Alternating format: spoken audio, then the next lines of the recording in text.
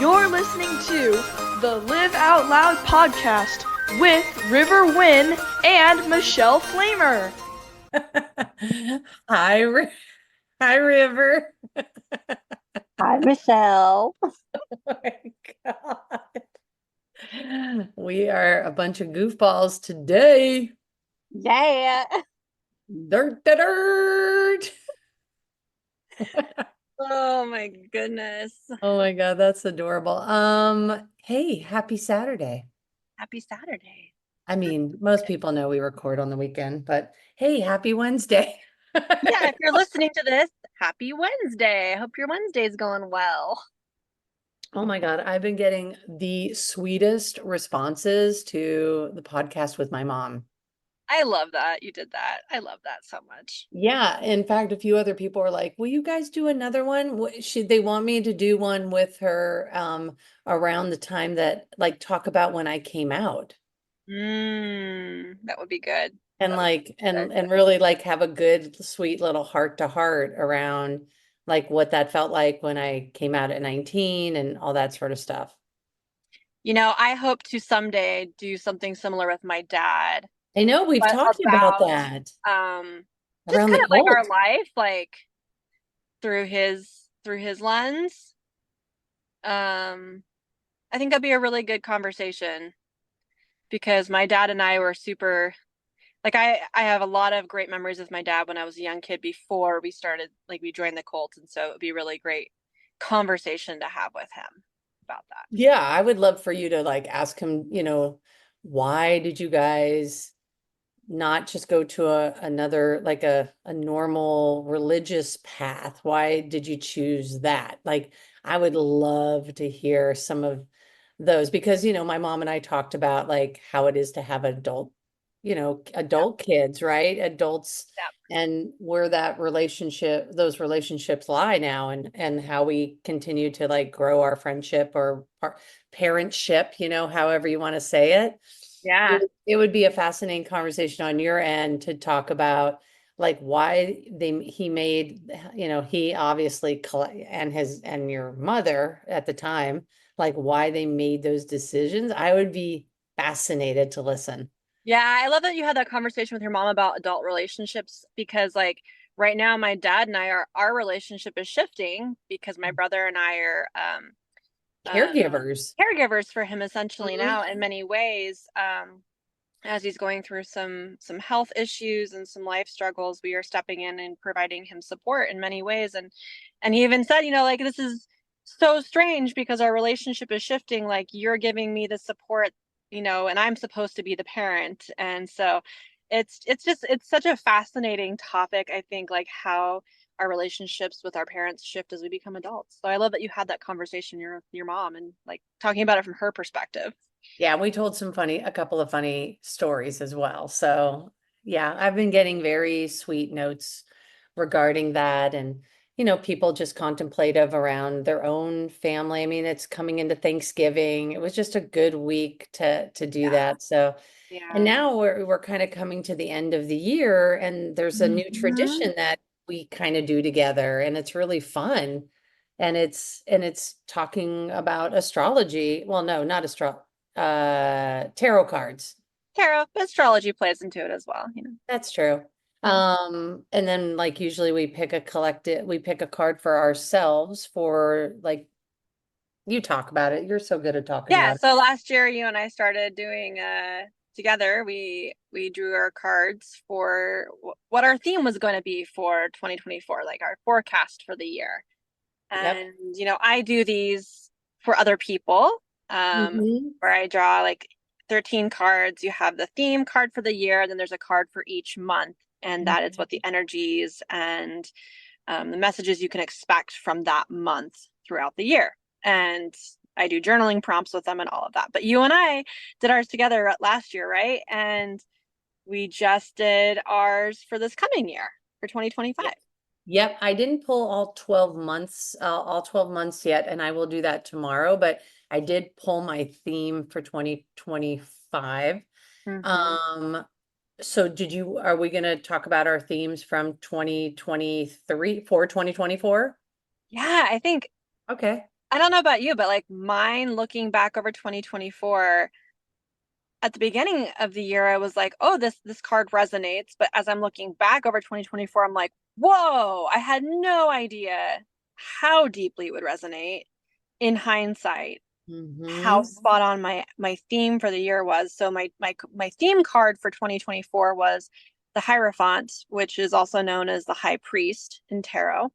And that is a card that's all about education Mm, and social constructs yeah. and how you fit into the world in those regards. And so it's about a lot of like intaking knowledge, but then also alchemizing the knowledge you have and recognizing what you have and how you can bring it into the world. And that is exactly how my year went.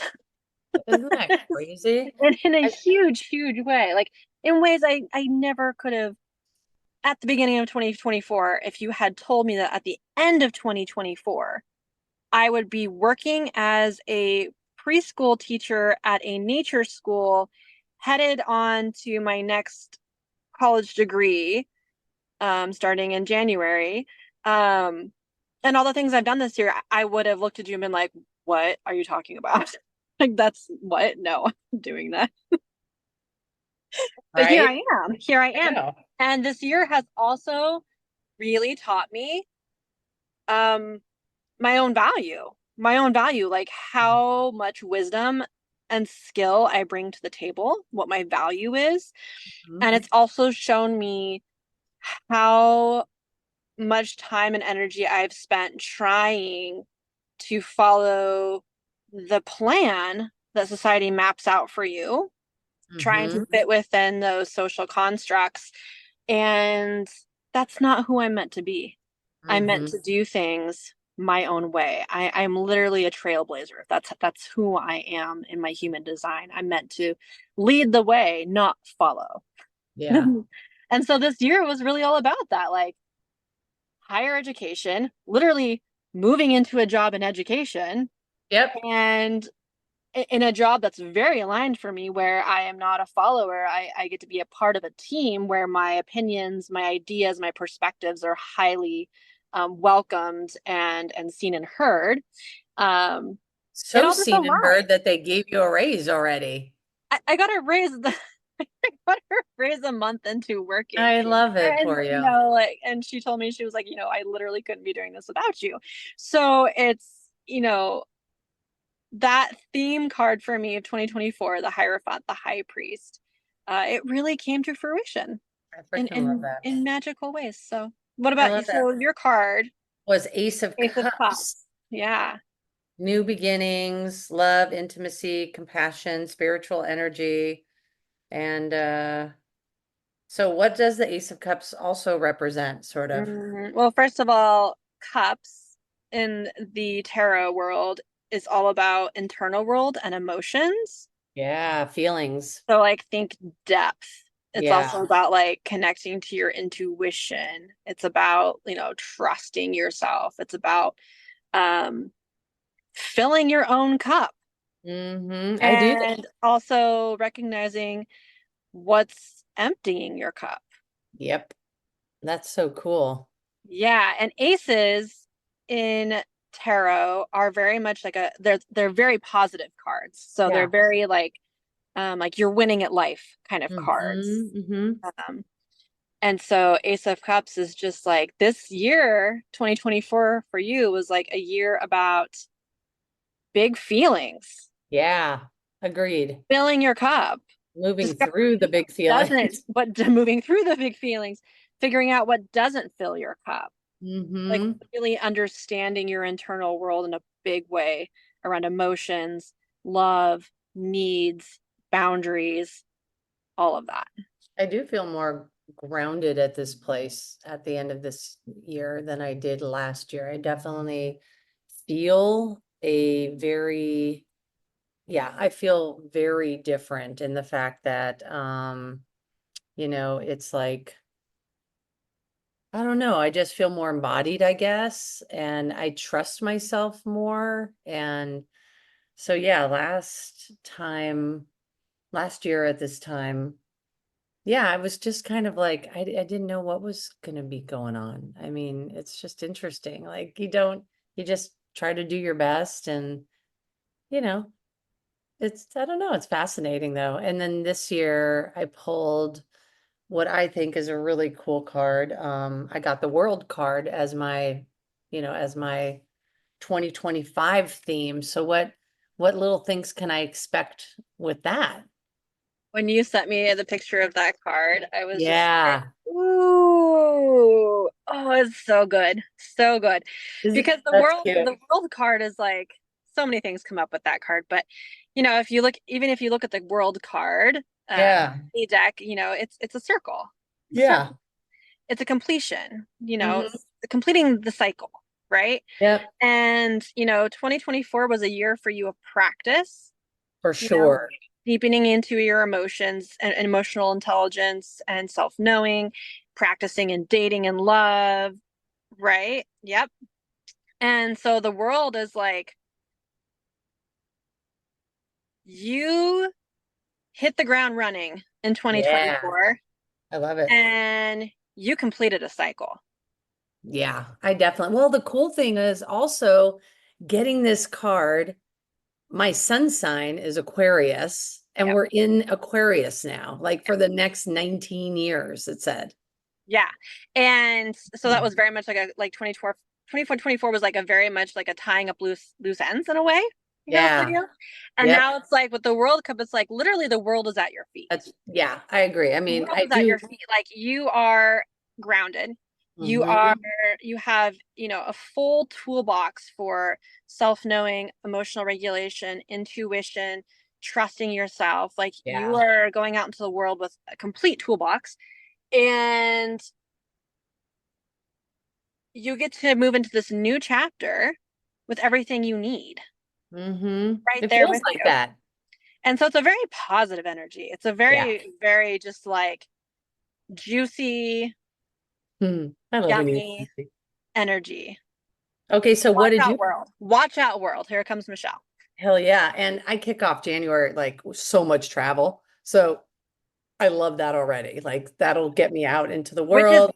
world, literally the world. So like 2025, like you are in the world. You are the Hmm. world. You're the center of your world, but you're also Hmm. engaging with the world in big, beautiful, positive ways. Yeah.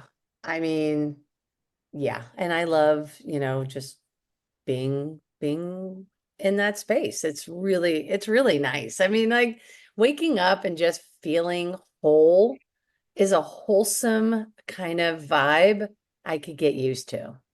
Mm, yep. It's a Get good, used to it. a Get used to it. sweetness. It's a sweetness. I am. What did you pull? Tell us what you pulled. Um, so my card for 2025 is the Nine of Pentacles reversed. Which for some people who don't know, I used to be so nervous about the reverse, but sometimes it ends up being a better version of that card. I was having that conversation with someone yesterday because I did a 2025 forecast for a friend of mine. And when I sent it to her yesterday, because I typed it like it's a 15-page PDF with journaling prompts, all the things. And I sent it over to her yesterday. And her theme card for the year was death in reverse. And she was like, really? Really? And I was like, no, read it. Like Yeah. this is reverses. Like I think of it as it's a growth opportunity. Mm-hmm. It's growth opportunity. It's an invitation to go inward and clear more shit out. It's a positive thing. Right. I mean, for me, yeah, when I hear that, I hear exactly that. It's like you're shedding skins, you're releasing stuff, you're letting go. It's a death to a chapter. It's a death to something you're letting go of, it's cool. And like death reverse, like speaking to that card, like when the death isn't upright, it's signaling that you're gonna be asked to let go of things. When it's in the That's reverse, it's right. like, oh, you've already done that. Now you're tying up the loose ends and integrating. Was that her like theme card or was that That's the theme for her year. Yeah. that's a It's strong, a she was like, and I was like, that's actually a really beautiful card. it's That's really really, beautiful really a beautiful because card. because you're not being asked to do more death. you're being Right. asked to integrate the death you've already done.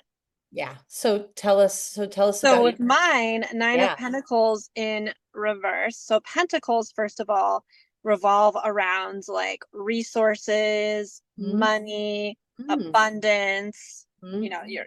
your financial relationship, all of that. Okay. Um, so as a theme card for that one for me, it is all about introspection, finding balance and alignment with what genuinely brings me joy and fulfillment. So the Nine of Pentacles reverse, it's like how, yes, you make money.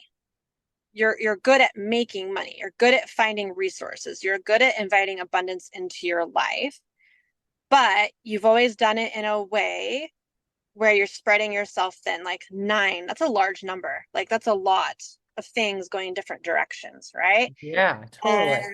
And this card is really inviting me to really evaluate like what is it that truly genuinely brings me joy. Like what is it that I would be doing if I had $1 billion? What is it I would be doing with my day? What would you do? What would I be doing? Yeah. That's the question for my year. And that's the evaluating I'm doing this year. Like going deeper into, are the things I'm doing genuinely lighting me up? Yep. And then also, how am I getting in my own way? Mm. When it comes to building abundance, which Right. is so funny because everything in my astrology, like the 19-year, chapter that you just talked about, the cycle that ended, with Pluto moving into Aquarius, there's 4 Out of signs that are Capricorn. affected We're by out that, of right? Capricorn. We're Yeah. out of Capricorn, we're moving into Aquarius. Well, there's 4 signs that are going to be majorly affected by that. Taurus is one of them. So for the next That's 19 right. years, there's a huge cycle in my life, in my astrology. And where did it move into in my houses on my chart? It moved into the house that is all around career and being seen in the world. Well, what's really interesting is closing out this last chapter. I was your age when we entered Capricorn, and my sales, like my fractional sales company, I was a consultant for 14 years. I started it around that time and it was extremely successful. Of course, Capricorn. I Capricorn should is have the known, most I didn't even abundant think sign about of it. the like the most abundant, but because they're hard workers, like they're so Right. dedicated, like the most dedicated earth sign, they will never That's right. give up, right? But for Taurus, it's like for me as a Taurus, like um it's Not like so much. no, Taurus is about abundance, but in a different way. Hmm. I'll never forget reading this. I have this one book about astrology, and I was reading about Taurus, and it had this line that stuck out to me, and it said, Taurus is like your favorite babysitter. Mm. That's the kind of energy Taurus brings. Hmm. And if you think about your favorite babysitter from when you were a kid, what do? They were playful. They Hmm. engaged with you. They were present. They made you great snacks. They Hmm. were, like you enjoyed seeing them. Like I had a babysitter that had this really beautiful long hair, and I loved brushing her hair. She always let me brush her hair. Like it's like cozy, present, abundant energy. That's cool. And so like that is who I am, right? But Mhm. this cycle and then that card for me, the 9 of Pentacles reverse, like all ties in together around career, around abundance. I love it. That's going to be my theme for I'm 2025. How excited. can I create freedom, cozy abundance as a Taurus in 2025? I'm freaking psyched for it. I cannot wait to see what 2025 brings us.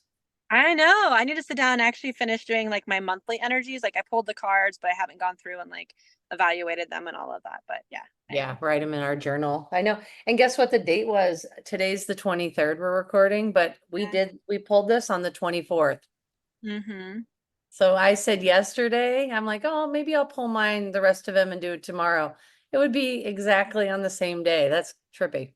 Mm. I think we did it because Thanksgiving week, it's a little slower for work. It's chill. I just felt like it. I was like, Yeah. I feel like it's time. I want to just kind of mentally prep for it. I'm kind of going back over my 2024 and and I start offering them to other people right around this time until, Yeah. December. And so I had several yesterday that I was doing for people, processing theirs and sending them their PDFs. And How yeah, much are you, how much are you charging? People might call in. I charge 55.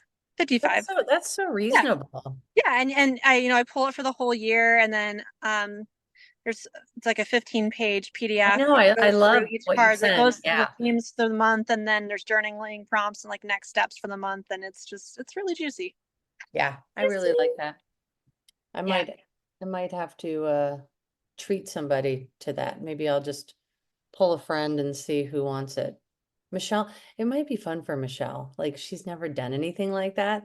And she's like the most sort of most analytical, you know what I mean, of the crew. What's interesting for me, like, so yesterday I did 4 of them yesterday. Hmm. And what blows my mind about doing tarot is that you have this deck of cards, and like, there's X amount of cards in the deck. But what each person gets is just so freaking different and unique. Like their energy just comes through so strongly in their forecast. I'm like, there's no way this could be for anyone else except for this person. There's no way. Yeah, that's No way. cool. So how do you just tap into their energy? Is that what you're doing? Uh, yeah, Do you look at a picture of them or anything? Like, do you have a photo of them up so you can like, sometimes, I mean, for people I know pretty well already, like I'm pretty already tapped into their energy, so like it's yeah, pretty normal. People I don't know very well, like sometimes I have a pretty easy time tapping into people's energy, just even through like basic communications. yeah. So I don't really feel like I need to go like stalk them on Facebook or anything like that. You know what I mean? It's I usually I sit down with it. I sit down with the deck. I'm very intentional with the deck. I spend time with it. I let it know what I'm asking. I let it know who it's for. And then the energy just pops up. It's there. I don't Maybe have, because I'm going to that Friendsgiving, maybe I'll bring my deck and everyone can pull a theme card for themselves. yeah, that'd be a good friends giving activity. I like I that. know, that would be super fun. I'm going to make sure I Yeah. do that. Yeah, I like that. Hmm. So what else for the end of the year for you? What else should we be doing, do you think? Like as far as um, around growth mindset type stuff and how to set ourselves up maybe, for Honestly, it's wintering time. It's winter. mm, It's mental hygiene time. It's internal world hygiene time. Like this is self-care time. And I don't mean like go to a spa self-care, right? I mean like right. through self-care. Yesterday, a friend and I were talking about